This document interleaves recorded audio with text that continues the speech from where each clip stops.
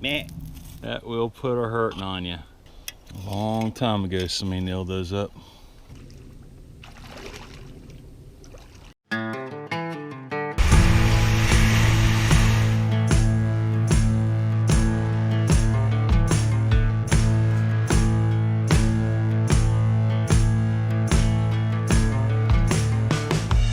I'm John Opper, and you're watching Sliding with Sasquatch.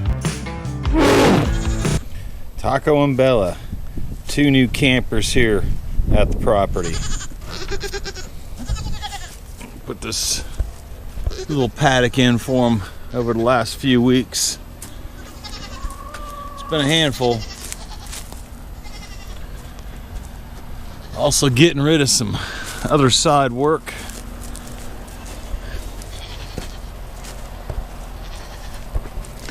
Took care of a few concrete countertops I've been needing to get ready for my kitchen. Working on this deck for over a year or so. It's coming along, getting there. Here's the latest countertop I just put together this last week using different color concretes. This is one I did first. It's my first concrete countertop ever right here. Tried to do an ocean scene.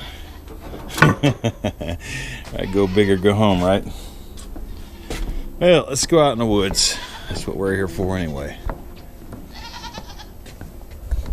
There's Shell. Say there's Shell. Just gonna put together a quick video because I've been wanting to keep up with my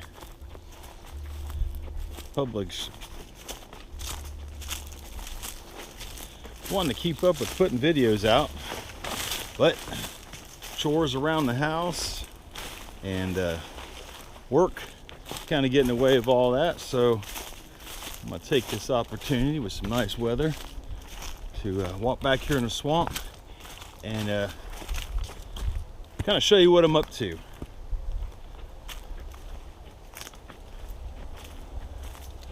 It's not so cold out here anymore, which is good and bad. It's nice to have it warm again, especially for the ocean. But hot usually means dry, and dry means fires. And though we had a pretty mild winter, so there's not a lot of dead foliage everywhere that will make good fire wood or brush. But another bad thing about the heat is that it brings all the nasties out. And the one that I only really worry about are our water moccasins, cottonmouths. They're a nasty, nasty, nasty little snake. I can deal with the rattlesnakes and the pygmies and all that stuff, but the moccasins, they'll sit there and wait for you, and they'll strike at you, and you really can't. Usually with rattlesnakes you can wear chafes and kind of protect your lower ankles where they would strike.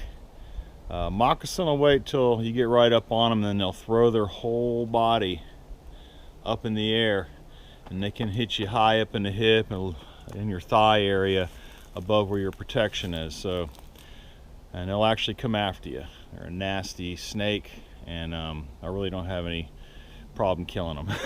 Everything else I take care of. While I'm out here, I wanted to show you something.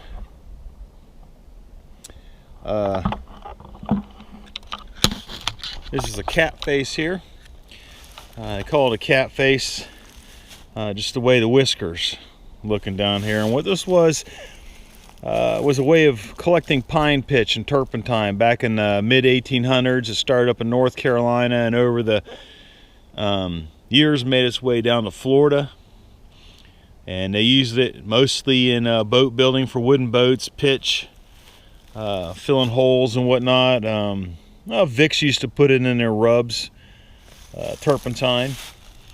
But the industry kind of died out around the 1970s, and it disappeared from the Florida landscape, and this is pretty much all you see left of it now are these old pine trees. This is the heart of the pine, and it's what you might call fat wood or lighter knot. It's just, you could spark that up and it's a great fire starter, but it's history.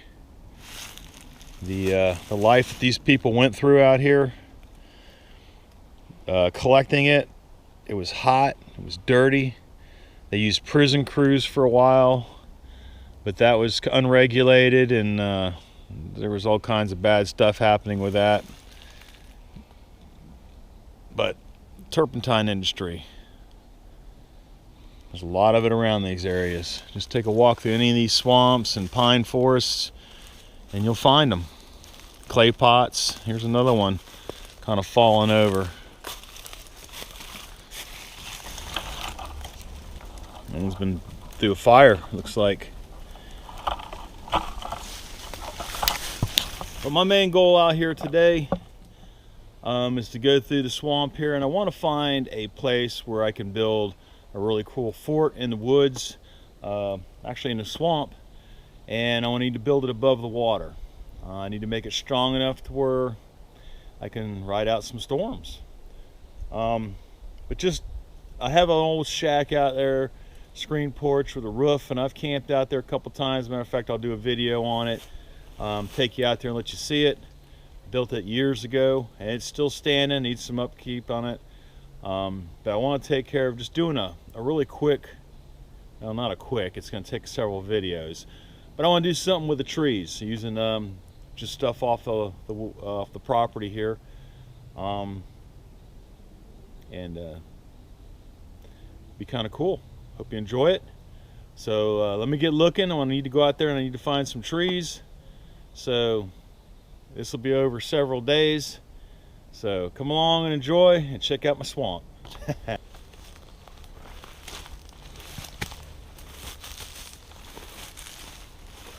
Oh, here we go. Here's another one. Another cat face.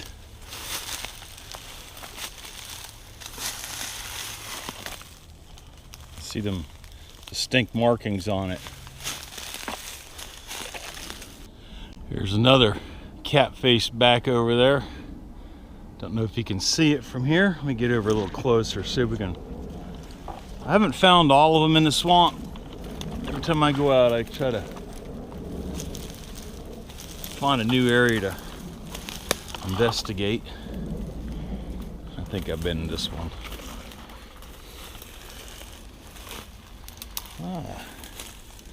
This one still has a few of the little metal gutters on it. Right here.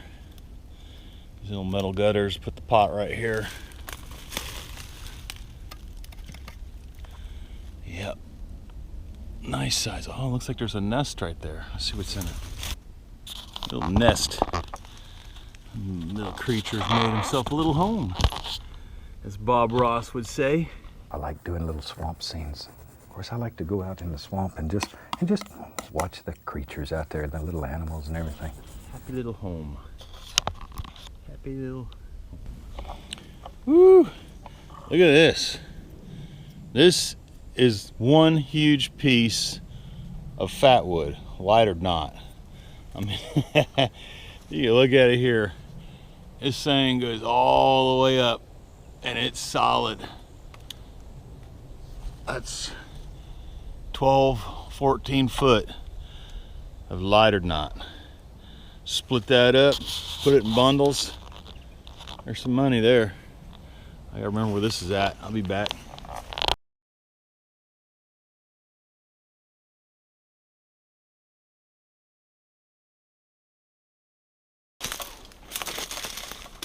This might be a good camp area here. Check out these trees.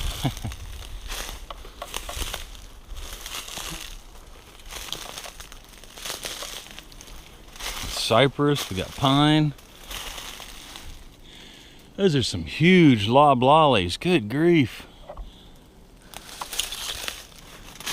Loblolly bays. That's a cluster of them. Good grief. That's probably the biggest ones I've seen out here. They go way up. That loblolly trunk is probably 10 inches. 12 inches around. 1, 2, 3, 4, 5, 6, 7 of them. A pine tree, 2 pine trees, and a cypress tree. That's awesome. I'll tell you what, there's a lot of these out here. I'm gonna get a good look at that. You can go to war with this boy. Here's my hand. And I got a big hand. That'll put a hurting on you. That will put a hurting on you. All the way down. Look at that. There's a whole briar of them things. You want to keep people out? Plant that on your fence line. That's a big vine. There's some big thorns. Look at them things.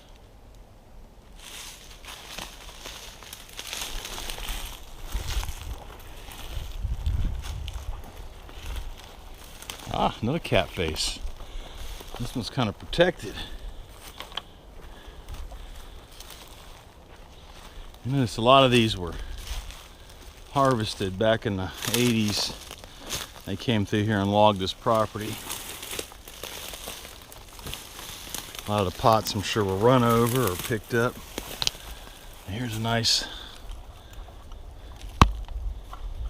view of that one there.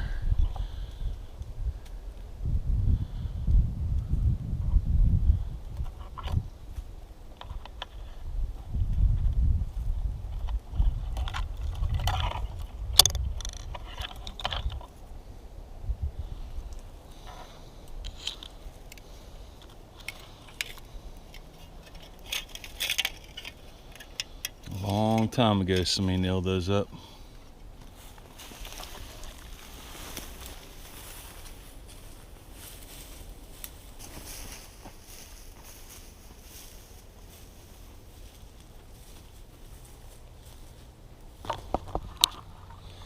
You go right here. Looks like it could be turkey tail, but I'm probably not, being as white as it is. But if you look at the shape of it and then turn it over, look at the bottom, see it's got all them little pores. The only thing it's lacking is the brown rings that kind of go along with a turkey tail. Might be some kind of off Florida variant, I don't know. I certainly wouldn't try it until I got a hold of somebody who was familiar with it. Haha. Look at the blueberries. Wild blueberries. Not ready yet, but man, they're loaded.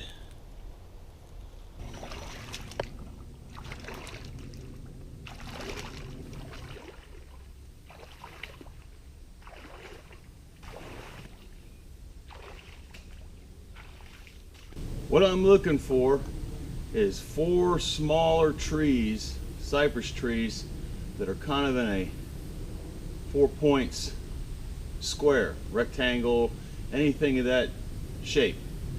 I want something structural because when we get these afternoon microbursts or a big storm, I don't want it to be tore apart and blown over by trees going this way or that way. So I want a smaller cypress tree that I can take the top off of and then utilize that as my foundational posts, because I'm going to have to build it up in the air, up off the water, because sometimes the swamp is dry and sometimes it's over my head depending on a hurricane come through or something of that nature. So that's what I got to look for, and I got to search this swamp to find that perfect location. When I find it, I'll show it to you. Got another cat face back here in the swamp. It's got 2 sides to it. You can see you still got the metal. The sap would run down, hit the metal, and then drip into the pot that would be hanging right here. And we just start at the top, and they'd work their way down, cut a slice in it, You can see each of the slices they cut and work their way down, collecting sap to turn into turpentine. Here's a very cool little find. Nice little hobbit hole in the bottom of a big old cypress tree.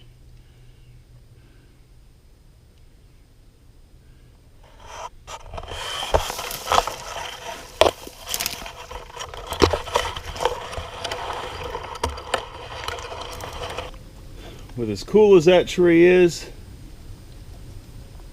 I don't think I want to be anywhere near it during the heavy storm, being that it's a strong cypress, but there's a lot of it eating away inside, and I don't want that thing falling on me, so I'm gonna go look elsewhere. This was a good spot, but not with that tree sitting there like that. So when you're looking, you want to make sure that there's no dead trees or anything that could fall on you, on your shelter. 50 foot away looks a good distance off, but if that tree's 100 foot tall and it falls your way, you're in the impact zone. So you got to keep an eye out for dead or damaged trees that might fall during a storm. Try to stay away from those. It's really difficult to find a place in here because there's a lot of trees. Some are dead, some are weak, and a lot are healthy, but you can be in that impact zone. Not a good place. Let's keep looking.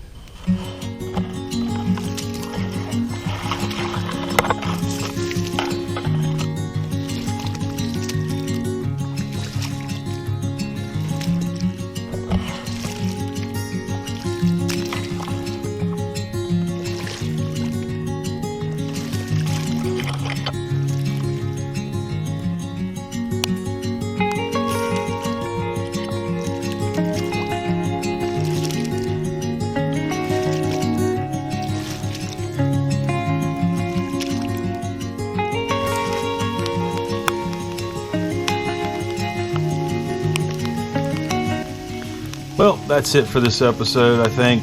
Rain started to come down now in a little afternoon shower. Found a few places that would make a great fort. So come on back and hit that like button and subscribe. And I'll keep bringing this content to you. Good fortunes to you. See you on the next video.